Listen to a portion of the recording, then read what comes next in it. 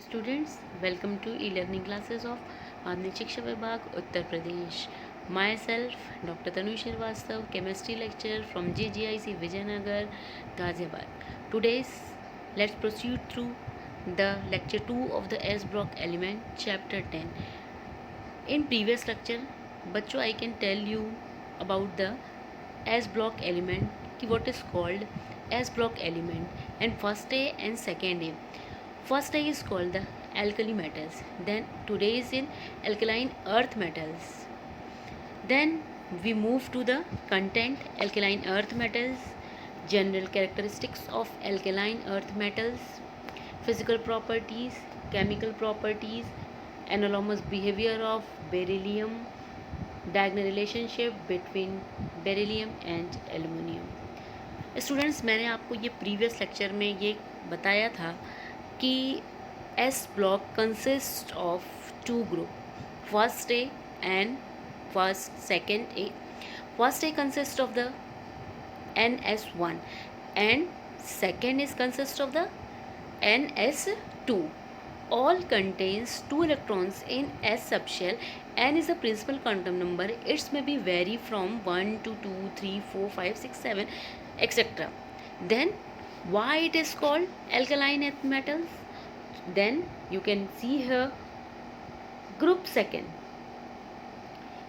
beryllium, magnesium, calcium, strontium, barium, radon. Beta मांगे car scooter बाप रे, which have 2 electrons in their valence shell which can participate in the bonding. You know very well configuration NS2, commonly called alkaline earth metals because their oxides, इनके oxides क्या करते हैं, alkaline यानी OH hydroxides. There oxides जो होते हैं उनका जो बिहेवियर होता है स्टूडेंट्स वो एल्कलाइन होता है, एल्कलाइन नेचर का होता है. And it is found in the earth crust. Earth crust में ये सरफेस पे, अर्थ की सरफेस पे ये पाए जाते हैं या फाउंड होते हैं. तो इसलिए इसे हम क्या कहते हैं कि एल्कलाइन अर्थ मेटल, बिकॉज इसके जो ऑक्साइड्स होते हैं not in acidic, it is alkaline in nature. And in this group magnesium is present. You know very well then chlorophyll is present in the leaves of the plant, and plants leaves consist of the chlorophyll, and in chlorophyll magnesium is present. And you know very well, आपको घर पे कहा जाता है कि आपके पैरों में दर्द हो रही है तो कैल्शियम की डिफिशियंसी है. Deficiency is due to the absence of the calcium present in our body. तो calcium is present in bones as a calcium phosphate. हमारी बोन्स में क्या होता है बच्चों, कैल्शियम प्रेजेंट होता है as a form of the calcium phosphate. जब इसकी डिफिशियंसी होती है तो आपको कैल्शियम के सप्लीमेंट्स लेने पड़ते हैं. इसीलिए आपको कहा जाता है कि you can drink milk every day. Then this is elements of the second group. We say here beryllium, magnesium, calcium, strontium, barium, radium. Then some properties of the alkaline earth metals we can discuss now in another slides. Then came to the electronic configuration beryllium. बच्चों आपको ये पता होना चाहिए कि atomic number, अगर आपको atomic number बच्चों नहीं पता है तो आप कॉन्फ़िगरेशन नहीं लिख सकते हो. आपको ये पता होना चाहिए कि एटॉमिक इनका नंबर क्या. जैसे बेरिलियम क्या है बच्चों, 4 है. तो अगर 4 है तो आप 4 का लिख सकते हो 1s2 2s2 according to the of principle. Then magnesium 12, calcium 20. तो स्टूडेंट्स आपको एटॉमिक नंबर याद भी नहीं करना है, आपको 2, 8, 18 बोर्ड्स का कॉन्सेप्ट पढ़ा हुआ है. देखिए बेरिलियम का आपका मैंने क्या बताया कि 4 है, इसमें 8 ऐड करोगे 12 हो जाएगा, फिर 8 ऐड करोगे तो 20, आप क्या करोगे 18 ऐड कर दो. तो ऐसे करते करते स्टूडेंट्स आपका कॉन्फ़िगरेशन क्या होगा आपको आ जाएगा. देन आप कभी कभी देखते हो कि जिनॉन एंड निडॉन लिखा होता है. मैंने ये क्या बताया था कि हम अपने नोबल गैसेस जो हमारी होती हैं उनको हम क्या मानते हैं कि वो हमारे स्टेबल कॉन्फ़िगरेशन है, उनका ऑक्टेट कंप्लीट होता है. उन्हें क्या है बॉन्डिंग के लिए भी और एक्स्ट्रा इलेक्ट्रॉन्स की नीड नहीं होती है. So it is called noble gases. तो जिनॉन हम इतना लंबा कॉन्फ़िगरेशन लिखें उससे अच्छा है कि हम क्या करें, जिनॉन लिख दें। जिनॉन हमारा क्या हो जाएगा, 54 हो जाएगा। अब 54 के अलावा आप देख लीजिए कि आपका कॉन्फ़िगरेशन कंप्लीट है कि जैसे हीलियम है, हीलियम का आपका हीलियम का क्या होता है बच्चों, 2, नियॉन 10। तो अगर आप इसे लिखोगे तो ये कहने का मतलब है कंप्लीट है। मैग्नीशियम की जगह हम ये कर सकते हैं कि हम नियॉन लिख दें ब्रैकेट में और 3s2। तो ये ऑटोमेटिकली अंडरस्टूड होता है कि 10 इसका है और 2 आपका क्या हो गया, s का, तो वो हो गया आपका 12। Then atomic and ionic radii. Students, मैंने एक ये बहुत ही बेसिक आपको बार बार कह रही हूँ कि अगर you can read periodic table carefully और अंडरस्टैंड एवरी प्रॉपर्टी, तो आपको किसी भी डिस्कशन में कोई भी प्रॉपर्टी, चाहे वो एस हो चाहे पी हो डी एफ, आता जाएगा। लेकिन अगर आप बेसिक्स साइंस में अगर आपकी बेसिक्स क्लियर्स हैं तो आपको बिल्कुल भी स्टूडेंट्स प्रॉब्लम नहीं होगी कि क्या है ये। अब मैंने बता रखा है कि एटम की जो रेडियाई होगी उसे आप क्या कहोगे बच्चों, एटॉमिक रेडियाई कहोगे। वो एटॉमिक रेडियाई क्या है, फिर वही चीज़ है कि सेंटर से, ये आपका न्यूक्लियस है, शेल के आउटर शेल की जो डिस्टेंस होती है वो आपकी क्या होती है, रेडियस होती है। तो ये हम क्या कहते हैं कि जैसे जैसे हम मूव करते हैं ग्रुप्स में, मैंने आपको बताया था ग्रुप्स में हम जैसे इंक्रीज़ करते हैं, जैसे बेरिलियम से मैग्नीशियम में गए, कॉन्फ़िगरेशन जब आप लिखोगे तो देखोगे कि नंबर ऑफ़ शेल्स इंक्रीज़ करती है। तो नंबर ऑफ़ शेल्स जो मैंने फिर से पहले प्रीवियस में आपको एक्सप्लेन किया है कि अगर number of rooms, number of shells increase करेंगी तो रेडियस ऑटोमेटिकली इंक्रीज़ करेगा। लेकिन जब हम क्या कर रहे हैं, हम पीरियड में जा रहे हैं। देखो बच्चों, ग्रुप में भी आप टॉप टू बॉटम जो आप बात करते हो, top to bottom and right to left इसे हम लिखते हैं, राइट टू लेफ्ट और टॉप टू बॉटम। तो अगर आप टॉप टू बॉटम जो जा रहे हो तो साइज़ आपकी क्या हो रही है, इंक्रीज़ कर रही है। लेकिन जब आप लेफ़्ट टू राइट जा रहे हो तो क्या कर रही है, डिक्रीज़ कर रही है। वाई? क्योंकि नंबर ऑफ़, जब आप लेफ़्ट टू राइट जाते हो बच्चों तो सिर्फ ओनली क्या होता है कि नंबर ऑफ़ इलेक्ट्रॉन्स इंक्रीज़ करते हैं, not increase number of shells. तो जब नंबर ऑफ़ इलेक्ट्रॉन्स इंक्रीज़ करते हैं बच्चों तो क्या होता है कि जो न्यूक्लियस से उसका जो अट्रैक्शन होता है, जब इलेक्ट्रॉन्स ज़्यादा होगा, जो इलेक्ट्रॉन की क्लाउड्स इतनी डेंस होती हैं कि जो उसका अट्रैक्शन होता है वो न्यूक्लियस से क्या होता है, मैग्नीट्यूड ऑफ एल, देखिए यहाँ पे लिखा है because this elements have only 2 valence electron, क्योंकि all consist of the 2 electrons and the magnitude of the force of the attraction, nucleus से उसका अट्रैक्शन, क्योंकि नंबर ऑफ अगर इलेक्ट्रॉन्स ज़्यादा है तो अट्रैक्शन ज़्यादा होगा, वो उसको तरफ अपनी अंदर की तरफ खींचेगा, न्यूक्लियस की तरफ वो खींचेगी, तो आपकी जो भी रेडियस होगी वो श्रिंक होगी। देने कहने का मतलब है कि डिक्रीज करेगी। Now we move to the ionization enthalpy. इसका कॉन्सेप्ट भी वही है जो मैंने आपको फर्स्ट एक ग्रुप में बताया था एल्कली मेटल्स में, कि लो आयनाइजेशन एंथैल्पी होगी due to fairly large size of the atom as the atomic sizes increases. जैसे आपको मैंने बताया था कि ग्रुप में जब आप जा रहे हो एटॉमिक साइज आपकी इंक्रीज़ करेगी तो आपकी जो आयनाइजेशन एंथैल्पी होगी वो डिक्रीज़ करेगी एज अ सेम मैनर, क्योंकि क्या हो रहा है, न्यूक्लियस से वो दूर हो रही है, अट्रैक्शन क्या हो रहा है, कम हो रहा है। तो जब किसी चीज़ का अट्रैक्शन कम हो गया, जैसे क्लास में हम बैठे हुए हैं बच्चों और आगे का स्टूडेंट्स है और पीछे का है, तो अगर मैं हूँ क्लास में तो पीछे वाला जो स्टूडेंट होगा वो बच्चों पहले बाहर निकलेगा क्लास से कि आगे वाले की प्रेजेंस, क्योंकि आगे वाले से मेरा इंटरेक्शन क्या है, या अट्रैक्शन क्या है, ज़्यादा है। लेकिन जो मुझसे दूर है उससे क्या उतना ज़्यादा है। तो कहने का मतलब है जैसे जैसे आपकी जो सेल्स हैं अगर इंक्रीज़ कर रही हैं ग्रुप्स में तो अट्रैक्शन कम होगा और ईज होगा, तो जो आयनाइजेशन एनर्जी होगी वो कम हो जाएगी। तो due to their smaller size in comparison to alkali metals, first ionization. अब फर्स्ट एंड सेकंड की बात बच्चों ये करो कि अगर पहला इलेक्ट्रॉन्स, जैसे हम कॉन्फ़िगरेशन लिख रहे हैं सपोज 1s2 2s2, तो अगर हम पहले इलेक्ट्रॉन्स को निकालें तो पहले इलेक्ट्रॉन्स को निकालने के लिए जो एनर्जी की नीड होगी उसे हम क्या कहते हैं, फर्स्ट आयनाइजेशन एनर्जी। तो first ionization energy of energy भी कह सकते हैं और एंथैल्पी भी कह सकते हैं, क्योंकि enthalpy is also a form of the energy, तो हायर होगी as compare to that of the alkali metals, क्योंकि इसमें क्या है, 2 इलेक्ट्रॉन्स है। तो एक तरीके से ये क्या है, कॉन्फ़िगरेशन इनका कंप्लीट है, कि अगर आप एक शेल्स को देखें तो कंप्लीट है। तो जो चीज़ कंप्लीट है स्टेबिलिटी की ओर है। हमें क्या करते हैं, अगर हमने 2 रोटी, अब मैंने बताया था कि अगर खा ली है हमारी इतनी है तो हम और इलेक्ट्रॉन या और रोटी नहीं लेंगे।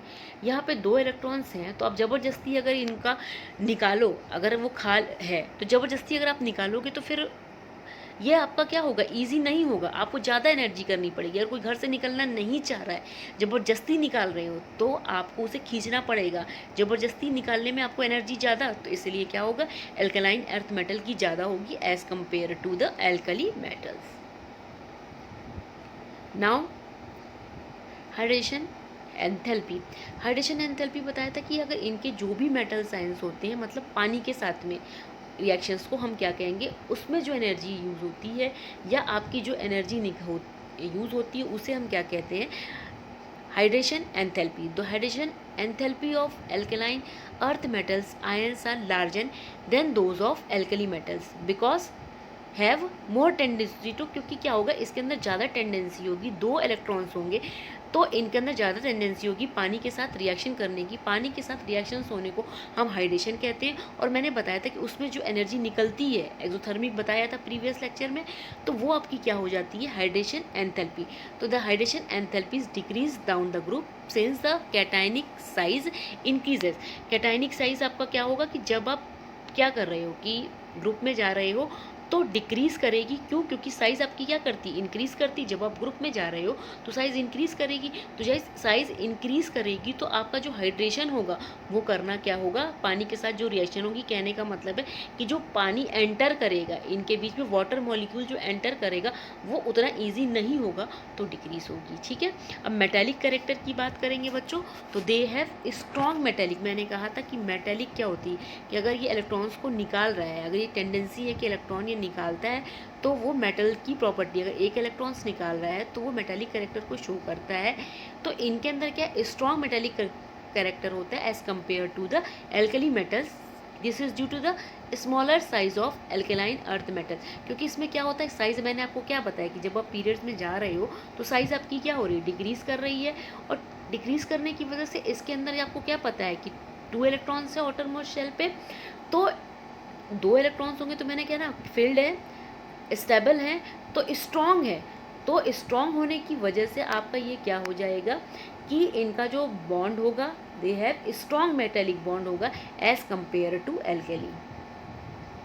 देन स्टूडेंट्स मी मूव डेंसिटी भी बता रखी, D is equal to m/v। मैंने आपको बच्चों बता रखा है कि D is equal to m/v। अब ये देख लो बच्चों कि ये मच डेंसर होंगे। डेंसर क्यों होंगे, डेंसर क्यों होंगे कि जो इनकी जो साइज़ है, जो इनकी साइज़ है, हम साइज़ की बात करें तो ये आपका देखिए वॉल्यूम है। इस is depends upon the radius. आपको पता है कि रेडियस के डायरेक्टली प्रोपोर्शनल होता है, या तो क्या होगा आपका कि स्मॉलर साइज़ की वजह से। और जब साइज़ स्मॉल होगा तो मैंने क्या बताया था कि साइज़ अगर स्मॉल है तो यानी न्यूक्लियर का जो अट्रैक्शन है वो ज़्यादा है, और तो क्या हो जाएगा कि इसका मास भी ज़्यादा है, तो आपका ये क्या हो जाएगा, मच डेंसर हो जाएगा। क्योंकि मास ज़्यादा है, साइज़ स्मॉल है, इसलिए डेंसिटी ज़्यादा होगी as compare to the alkali metals. The density however first decrease from beryllium to calcium. मतलब कहने का मतलब बस ये है कि ये डिक्रीज करती है बेरिलियम टू कैल्शियम, बट क्या है, steadily increase from calcium to radium due to difference in the type of crystal structure. कहने का मतलब है आगे जब आप पढ़ोगे तो बच्चों ये जो कंपाउंड्स आपके हैं, ये जो एलिमेंट्स हैं, ये स्ट्रक्चर फॉर्म करते हैं, सॉलिड है, क्योंकि सॉलिड है तो ये एक क्लोज्ड या क्रिस्टल की तरह का स्ट्रक्चर फॉर्म करते हैं। तो जब आप रेडियम के केस में आते हो तो इंक्रीज करता है, क्योंकि ये डिफरेंट टाइप के क्रिस्टल स्ट्रक्चर का मतलब होता है कि स्पेस में 3D में कैसे ये अरेंज हैं, उसे हम क्या कहते हैं, हर एक एलिमेंट का क्रिस्टल स्ट्रक्चर कहते हैं। तो नॉर्मली तो क्या होगा कि ये देखिए आपकी डिक्रीज़ कर रही है क्योंकि आपकी साइज़ क्या हो रही है, इंक्रीज़ कर रही है। लेकिन जब कैल्शियम टू रेडियम पे जाते हो तो क्या होता है कि इनके क्रिस्टल स्ट्रक्चर की वजह से क्या होता है कि ये इंक्रीज़ कर जाती है, क्योंकि साइज़ आपका क्या हो जाता है, ये वेरी करने लग जाता है। ठीक है बच्चों। अब मेटेलिक प्रॉपर्टी की आप बात करोगे तो मैंने आपको बताया था कि ये भी मेटल्स होते हैं, क्योंकि इलेक्ट्रॉन्स को क्या करते हैं, निकालते हैं। तो नेचर जो इनका है कि soft, these are silvery white colour के होंगे, सॉफ्ट इन नेचर होंगे, बट हम कंपेयर कर रहे हैं, मेटल हैं तो सॉफ्ट होंगे, लेकिन अगर कंपैरिजन करेंगे हम तो ये एल्कली मेटल से थोड़ा सा हार्डर होंगे। क्यों, मैंने बताया था आपको, क्योंकि 2 इलेक्ट्रॉन्स प्रेजेंट है, स्टेबल कॉन्फ़िगरेशन है, मेटेलिक बॉन्ड बनाएंगे और वो आपका क्या होगा बच्चों, वो स्ट्रॉन्ग होगा as compare to the alkali metals. Then now students we move to the metallic and boiling point. Metallic मैंने आपको बताया है कि ये मेटेलिक आप मेल्टिंग कर लो, सॉरी यहाँ पे आपका क्या होगा बच्चों, यहाँ मेल्टिंग होगा, ठीक है, यहाँ पे आप क्या कर दो इसको मेल्टिंग, ठीक है। तो have higher melting and boiling point क्यों होगा, वही सेम रीज़न है, क्योंकि 2 इलेक्ट्रॉन्स है, स्टेबल कॉन्फ़िगरेशन है, स्ट्रॉन्ग बॉन्ड है। तो स्ट्रॉन्ग बॉन्ड को तोड़ने में हमें पता है कि हमें ज़्यादा, कोई भी रिलेशन हमारा अगर स्ट्रॉन्ग है तो उसको तोड़ने के लिए हमें बहुत ही जतन कहते हैं, या बहुत ही ज़्यादा कोशिश करनी पड़ेगी या एनर्जी देनी पड़ेगी। In terms of the science we can say that कि एनर्जी ज़्यादा प्रोवाइड करनी पड़ेगी, तो क्या होगा आपका मेल्टिंग और बॉइलिंग पॉइंट ज़्यादा होगा। सेम है कि those of alkali metals because of greater number of bonding electrons, क्योंकि 2 है और उसमें सिर्फ एक ही था, तो the melting and boiling point decrease down the group with the, अगर आप क्या करेंगे कि अगर वो डिक्रीज कर रहा है आपका क्या होगा, डिक्रीज होगा। क्यों, क्योंकि आपका जो साइज हो रहा है वो इंक्रीज कर रहा है, ठीक है। अब आप इलेक्ट्रोपॉजिटिव कैरेक्टर की बात करते तो मैंने ये बच्चों बता रखा था कि इलेक्ट्रोपॉजिटिव का मतलब क्या होता है, इलेक्ट्रॉन्स को रिमूव कर दिया, ऑक्सीडेशन हो जाए और पॉजिटिव चार्ज आ जाए तो वो क्या होता है, इलेक्ट्रोपॉजिटिव होता है। तो ये स्ट्रॉन्ग होंगे, क्यों स्ट्रॉन्ग होंगे, फिर आपको पता है ना कि 2 इलेक्ट्रॉन्स निकालेंगे तो +2 आ जाएगा, due to their large size, strong electropositive element due to their larger size and comparatively low annihilation enthalpy इसकी क्या होगी, लो होगी। आपको पता है कि साइज अगर आपका इंक्रीज करता है तो annihilation एनर्जी क्या हो जाती है, वो लो हो जाती है। Moving down the group, electropositive character क्यों इंक्रीज करेगा, क्योंकि आपकी साइज इंक्रीज कर रही है, साइज इंक्रीज करेगी तो इलेक्ट्रॉन्स को निकालना ईजी होगा। और इलेक्ट्रोपॉजिटिव आप सारे टर्म को, मैंने आपको एक लाइन ये मैं बार बार बच्चों कहती हूँ कि chemistry is starting with the electrons and and with also electrons, की शुरू भी उसी से होती है, ख़त्म भी होती है तो इलेक्ट्रॉन्स से ही, क्योंकि हमारे पास इलेक्ट्रॉन्स के सिवा कुछ भी नहीं है, इलेक्ट्रॉन्स के सिवा और बॉन्ड के सिवा। जो बॉन्ड भी हमारा बन रहा है वो थ्रू द किसके बन रहा है बच्चों, इलेक्ट्रॉन्स के थ्रू बन रहा है। तो ग्रुप में आप जाओगे तो आपका जो इलेक्ट्रोपॉजिटिव कैरेक्टर होगा वो इंक्रीज करेगा।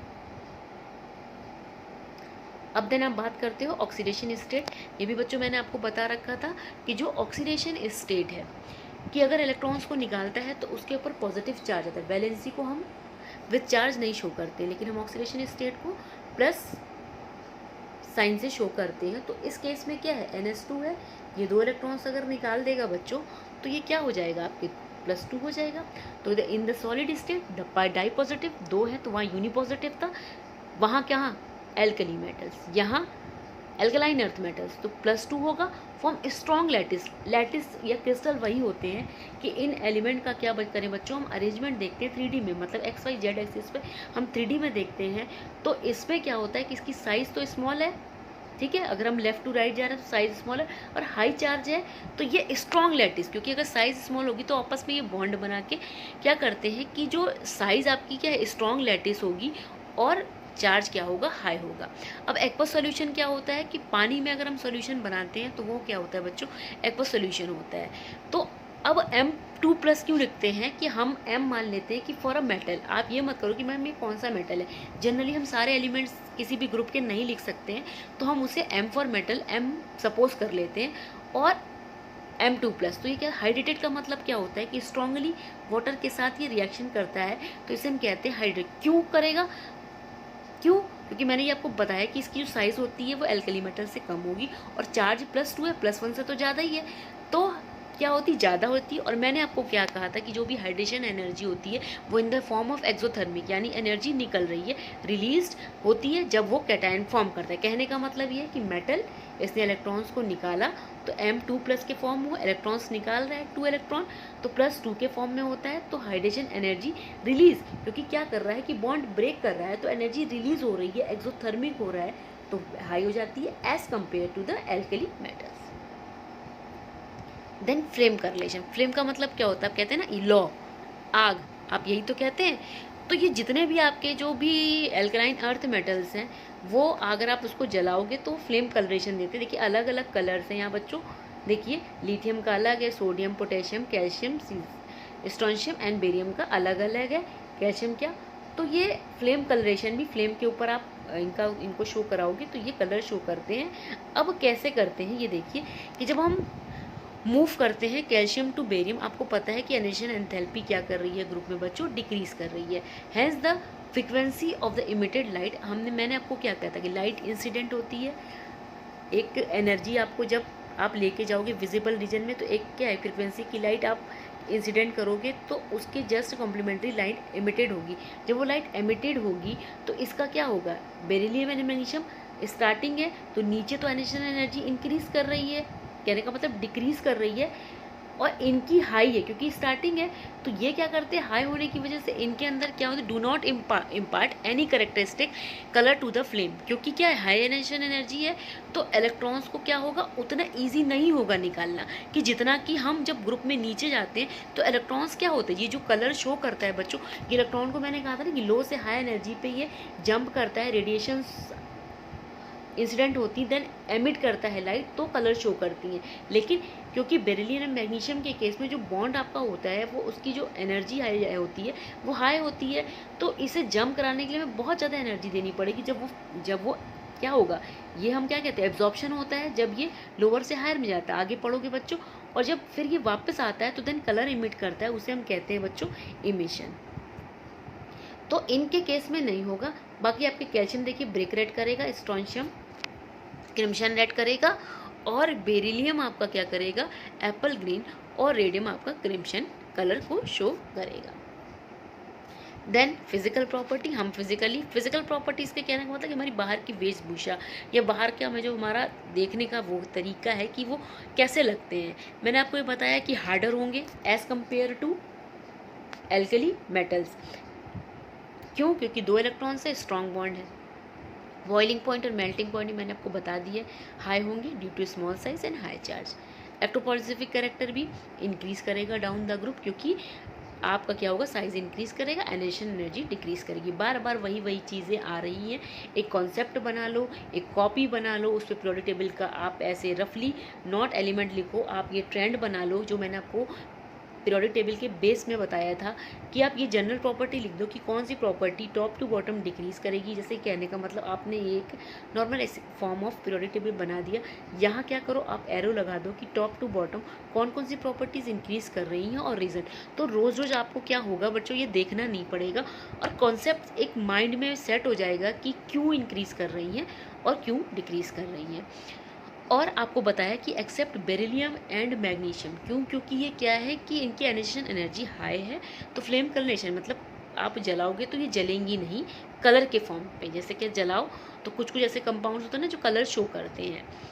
अब इनका क्या होगा कि इलेक्ट्रिकल कंडक्टिविटी हाई होगी, और थर्मल और इलेक्ट्रिकल कंडक्टिविटी का मतलब होता है कि कंडक्शन, फ्लो ऑफ इलेक्ट्रॉन्स, जिससे कि इलेक्ट्रिसिटी कंडक्ट होगी। तो 2 इलेक्ट्रॉन्स है तो इसकी आपकी क्या होगी, हाई होगी as compare to the alkali metals.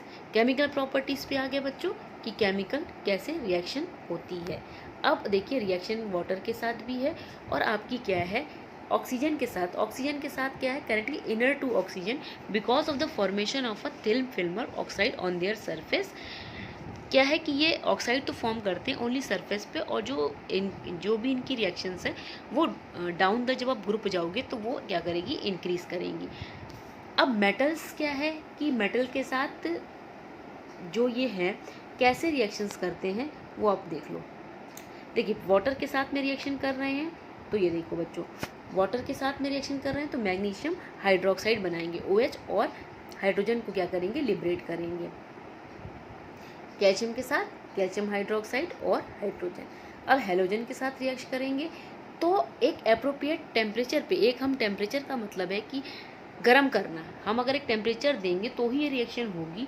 तो आपका मेटल है और वो देखिए हेलोजन कुछ भी हो सकता है, मेटल आपका हेलाइड बना लेगा, वो फ्लोराइड भी हो सकता है, क्लोराइड भी हो सकता है, ब्रोमाइड भी हो सकता है बच्चों, और आयोडाइड भी हो सकता है।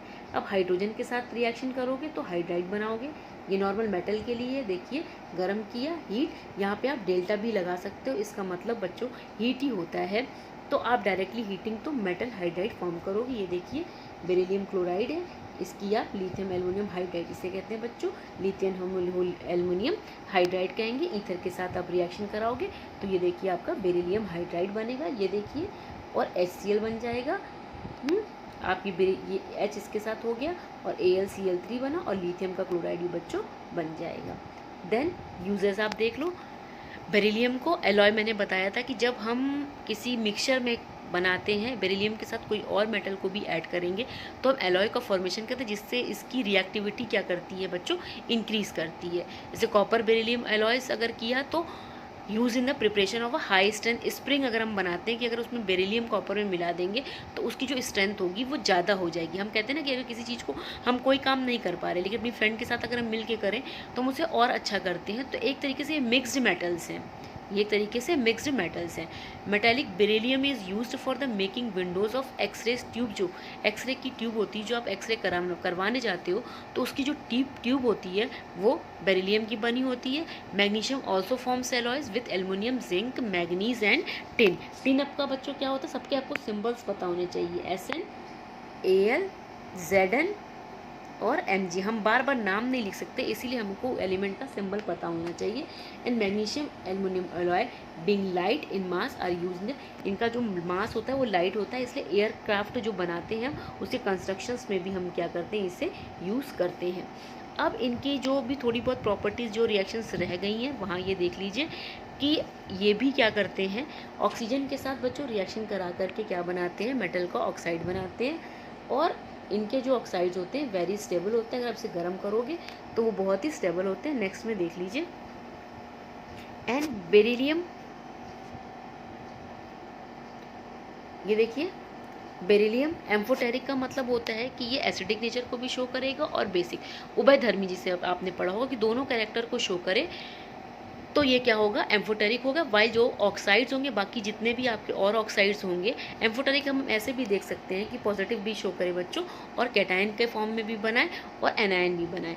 Then except beryllium oxide they all are basic in nature, react with water to form sparingly soluble. मैंने कहा था वाटर के साथ ये रिएक्ट करेंगे इनके हाइड्रो, तो क्या बनाएंगे, हाइड्रोक्साइड बनाएंगे, एक्सेप्ट BeO क्योंकि इसका जो साइज है वो स्मॉल है। अब हाइड्रोक्साइड ऑफ एल्कलाइन एथर metals are less stable and less basic. आपको पता है कि लेस स्टेबल है क्योंकि इनका जो क्या है बॉन्ड स्ट्रॉन्ग है, तो और ऑक्टेट क्या है कम, मतलब ऑक्टेट मत कहिए क्योंकि 2 इलेक्ट्रॉन्स ही, तो एक तरीके से आप ये करिए कि ये नोबल गैस कॉन्फ़िगरेशन इनका है। तो ये क्या कर सकते हैं कि ये इनके जो हाइड्रोक्साइड होंगे वो उतने स्टेबल नहीं होंगे, लेस होंगे as compare to the alkali metals. और ये भी क्या होंगे, जो भी हाइड्रोक्साइड होंगे वो एम्फोटेरिक इन नेचर होंगे, मतलब बोथ एसिडिक और बेसिक दोनों की प्रॉपर्टी को क्या करेंगे, ये शो करेंगे। अब हैलाइड्स की बात करते हैं तो डायरेक्टली मैंने बताया था कि ये इसके साथ ये आपका क्या है, हैलाइड्स है, लेकिन ये एसिड हैलाइड है। H मतलब आपका क्या होता है बच्चों, ये आप देख लो कि H आपका क्या होता है, फिर से देखो बच्चों, ये आपका जो भी है ये आपका मेटल है और HX को हम कहते हैं हेलोजन एसिड या हाइड्रोजन एसिड कहते हैं, ठीक है। हेलोजन एसिड के साथ जब इसकी रिएक्शन होगी तो देखिए बच्चों मेटल का हैलाइड बना रहा है और ये हाइड्रोजन क्या हो रही है, लिबरेट हो रही है, ये देखिए। फिर ये ऑक्साइड भी है तो वो भी आपका क्या बना, हैलाइड, और पानी निकाल रहा है। अगर आप हाइड्रोक्साइड देखिए, they can also be prepared by the action of halogen acids on metals, metal oxide and metal hydride, क्योंकि ये क्या करते हैं डायरेक्टली कंबाइन कर देते हैं हेलोजन से। एंड अगर एप्रोप्रिएट टेम्परेचर दोगे तो ये MX2 देखिए सब पे फॉर्म करेंगे। X आपका क्या है बच्चों, हेलोजन है, और M4 आपका क्या है, मेटल्स है। Then except beryllium halides all other halides of alkaline metals are ionic. Ionic का मतलब होता है कि बच्चों ये आयन्स को फॉर्म करते हैं accept beryllium.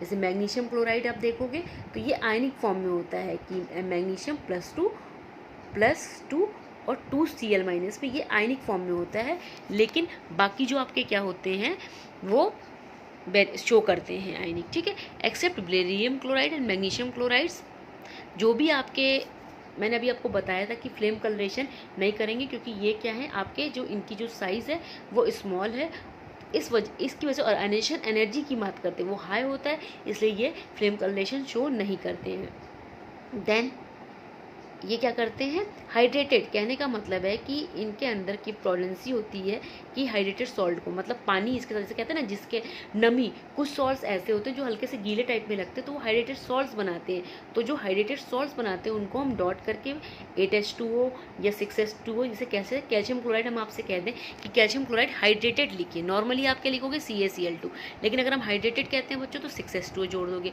Beryllium chloride hydrated कहते हैं, मतलब कि पानी है इसके साथ कुछ नमी, जिसे हम गर्म करके उस नमी को हटा सकते हैं। देन चेन स्ट्रक्चर भी बनाता है आपका, देखिए बेरिलियम क्या होता है, ये स्ट्रक्चर मैं आपको केमिकल बॉन्डिंग में पढ़ाऊंगी कि कैसे ये स्ट्रक्चर ड्रॉ किया होता है, बस आप ये जान लीजिए कि ये चेन टाइप स्ट्रक्चर देखिए शो करता है। ये एक बेरिलियम है, ये इसके 2 क्लोरीन, फिर इस बेरिलियम के ये 2, इस बेरिलियम के ये दोनों। देन सल्फेट्स आप देखोगे बच्चों तो the sulphates of alkaline earth metals are solids होंगे। सल्फेट्स का क्या मतलब है कि ये जो आपका मेटल है वो सल्फेट के साथ रिएक्शन करके ये सल्फेट आयन होता है बच्चों, ठीक है, ये सल्फेट होता है। इसके साथ अगर आपकी रिएक्शन होगी तो मेटल सल्फेट बनेगा, जो कि क्या होगा, वाइट होगा और सॉलिड होगा एंड स्टेबल होगा। हीट करोगे तो ये स्टेबल होगा। ये देखिए इनके सल्फेट्स हैं, beryllium are readily soluble in water, कि ये सॉल्युबल हो जाते हैं इसके सल्फेट। अलग अलग जो भी आपके मेटल्स होते हैं बच्चों वो सल्फेट, कार्बोनेट, फ्लोराइड के फॉर्म्स में होते हैं। तो हमें ये देखना है कि कौन सा हमारा एलिमेंट किसके साथ में, जैसे कि ये बेरिलियम सल्फेट है और मैग्नीशियम सल्फेट है, या रेडली सॉल्युबल इन वाटर है, एंड जो आपकी सॉल्युबिलिटी होगी वो डिक्रीज करेगी बेरिलियम टू बेरियम सल्फेट। ये मैंने आपको बता रखा है कि जो आपकी हाइड्रेशन एंथैल्पी है बेरिलियम की क्या होगी, due to greater hydration energy, क्योंकि इसकी जो साइज़ है बच्चों वो स्मॉल है, और इसकी आयनेशन एनर्जी अगर ज़्यादा है तो हाइड्रेशन एंथैल्पी भी ज़्यादा होगी। तो ये क्या करेगा, due to greater hydration enthalpies of barium ions and magnesium ion they overcome the lattice enthalpy factor. आप बस ये जान लो कि इनकी अभी आपको लैटिस एंथैल्पी फैक्टर भी एक तरीके से एनर्जी का ही फॉर्म है बच्चों। बस ये आप समझ लो कि जब आप ग्रुप में बेरिलियम से बेरियम की तरफ जा रहे हो तो साइज इंक्रीज कर रही है और आयनाइजेशन एनर्जी डिक्रीज। बेरिलियम की हाइड्रेशन एंथैल्पी और आयनाइजेशन एनर्जी ज़्यादा है, इस वजह से जो भी इनके सॉल्ट्स हैं वो पानी में घुल जाएंगे या सॉल्युबल होंगे। देन देखो बच्चों हम कार्बोनेट की बात करते हैं। हम जब कार्बोनेट की बात करते हैं तो ये थर्मली क्या होंगे, अनस्टेबल होंगे, ठीक है। देखिए कार्बोनेट, ये देखिए मेटल के क्या हैं, ये देखिए कार्बोनेट है, M फॉर मेटल, और ये कार्बोनेट, ये क्या होंगे बच्चों, ये अनस्टेबल होंगे। और डिकम्पोज का मतलब क्या हो, ये कार्बोनेट बना तो डिकम्पोज क्या, गर्म कर दे तो ये टूट जाएगा, ये टूटेगा तो कार्बन डाइऑक्साइड निकालेगा और साथ में मेटल का ऑक्साइड, क्योंकि देखिए ये ऑक्सीजन कितने हैं आपके, 3 है। तो जो भी देखिए आपका कंपाउंड होगा वो अनस्टेबल होगा, क्योंकि ये क्या कर रहा है, डिकम्पोज हो जाएगा। आपने क्या किया, गर्म किया, ये तुरंत टूट जाता है। And keep kept only in the thermal stability आपका क्या, increase from the beryllium to barium carbonate. तो आप बस ये देखो कि ये क्या करता है, डिकम्पोज हो जाता है। अब नाइट्रेट्स की बात करोगे तो इस जो मेटल का जो कार्बोनेट है वो नाइट्रिक एसिड के साथ अगर क्या कर रहा है कि अगर रिएक्शन करता है तो उसका नाइट्रेट मेटल का, देखिए बच्चों यहाँ से नाइट्रेट बनाएगा, फिर पानी बनाएगा और देन कार्बन डाइऑक्साइड। आप ये देखिए कि कोई भी मेटल्स होता है अगर वो नाइट्रेट के साथ रिएक्शन करेगा तो नाइट्रेट बनाएगा, सल्फेट के साथ कर रहा है तो सल्फेट बनाएगा। तो इतनी टिपिकल रिएक्शंस नहीं होती हैं। ये देखिए M है, नाइट्रेट के साथ नाइट्रिक एसिड है, HNO3 नाइट्रिक एसिड है बच्चों, H2SO4 आपका क्या होता है, सल्फ्यूरिक एसिड। तो देखिए नाइट्रेट बना लिया। अब ये नाइट्रेट क्या करता है, डिकम्पोज का मतलब क्या होता है, आप गर्म करिए और वो टूट जाए, ब्रेक हो जाए तो अपने ऑक्साइड्स में टूटेगा। ये nitrogen dioxide, NO2 is nitrogen dioxide, और ऑक्सीजन में। देन अब आते हैं हम एनोलॉमस बिहेवियर ऑफ बेरिलियम की बात करते हैं। जैसे हमने वहाँ पे पढ़ा था लिथियम का, वैसे बेरिलियम का कि ये क्यों डिफर करता है, इसकी प्रॉपर्टीज़ अपने ग्रुप के अदर एलिमेंट से क्यों डिफर करता है, अदर एलिमेंट से क्यों, इसका क्या है, मैंने आपको क्या बताया, small atomic and ionic size, D orbital है नहीं है, ओनली कॉन्फिगरेशन क्या है 1s2 2s2, चार्ज डेंसिटी ज़्यादा है। द पॉइंट्स ऑफ डिफरेंसेस और भी हैं कि डेंसर है और हार्डर है। हार्डर क्यों है, क्योंकि जो इसकी साइज़ है वो स्मॉल है, ठीक है। मेल्टिंग पॉइंट भी आपका क्या है, हाई है, क्यों, क्योंकि ये क्या है आपका कि इसकी आयनेशन एंथैल्पी क्या है, ज़्यादा है। ये मैंने बता रखा है, ये इतने इसके पॉइंट्स हैं जो कि आपको लर्न करने हैं और समझना है। समझना बस यही है कि साइज स्मॉल है तो आयनाइजेशन एनर्जी हाई है, आयनाइजेशन एनर्जी हाई है, चार्ज हाई है, तो आपका मेल्टिंग और बॉइलिंग पॉइंट भी बच्चों क्या होगा, हाई होगा। अब आपका क्या है कि रिएक्शंस क्या हो गया, अगर वो एसिड के साथ में रिएक्शंस करता है तो ये हाइड्रोजन को लिबरेट का मतलब क्या होता है कि अगर बेरिलियम है आपका, यहाँ पे आ जाइए बच्चों, बेरिलियम है, ठीक है, अगर किसी भी एसिड के साथ रिएक्शन कर रहा है तो वो हाइड्रोजन को लिबरेट नहीं करेगा। मैं आपको बताऊंगी क्योंकि इसका जो पोटेंशियल अकॉर्डिंग टू पोटेंशियल, जब हम 12th में बच्चों आएंगे तो इलेक्ट्रोकेमिकल सीरीज पढ़ाऊंगी जिसमें आपको ये होगा कि सबकी एक पोटेंशियल की वैल्यू है, जिसके अकॉर्डिंग ऐसा नहीं है कि हम जब मर्जी चाहे जो रिएक्शंस करा सकते, जिसके अंदर ये पावर है, इसकी पोटेंशियल ज़्यादा है। जो क्या करते हैं, हमारे अंदर मोटा आ जाए और एक आदमी पतला आ जाए तो जिस मोटा वाला क्या कर सकता है, धक्का मार के निकाल देगा कमरे से अगर कोई है, लेकिन अगर पतला है वो उससे कमज़ोर है तो कमज़ोर नहीं निकल पाएगा। तो उसी पे डिपेंड करता है, वही चीज़ हमारी ऑक्सीडेशन पोटेंशियल है। अब वाटर के साथ भी रिएक्ट नहीं करता है, चाहे आप टेम्परेचर बढ़ा दो तो भी नहीं करेगा। क्यों? यही इसका रीज़न है कि ऑक्सीडेशन पोटेंशियल।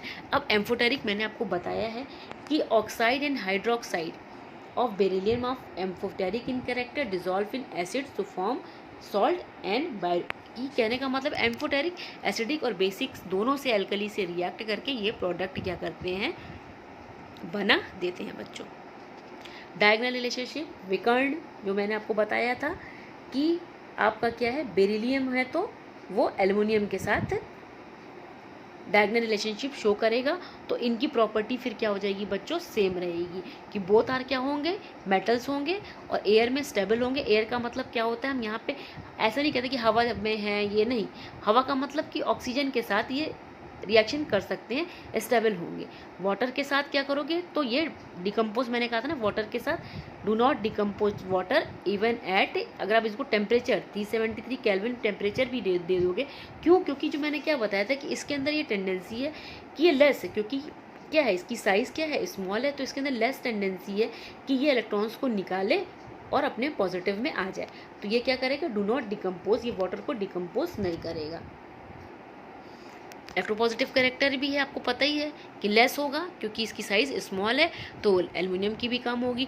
कॉम्प्लेक्स का क्या होता है कि बच्चों की एक से ज़्यादा, इसे बेरिलियम है, नंबर ऑफ क्या करता है, कॉम्प्लेक्स की रिएक्शन करके नंबर ऑफ कॉम्प्लेक्सेस का क्या करे, फॉर्मेशन करते हैं, तो एल्युमिनियम भी करेगा। अब ये क्या है, एल्कली से NaOH से अगर रिएक्शन कर दे तो ये क्या बनाता है, अपना सॉल्ट बनाएगा। और देखिए यहाँ से हाइड्रोजन को ये क्या कर रहा है, लिबरेट कर रहा है या निकाल रहा है।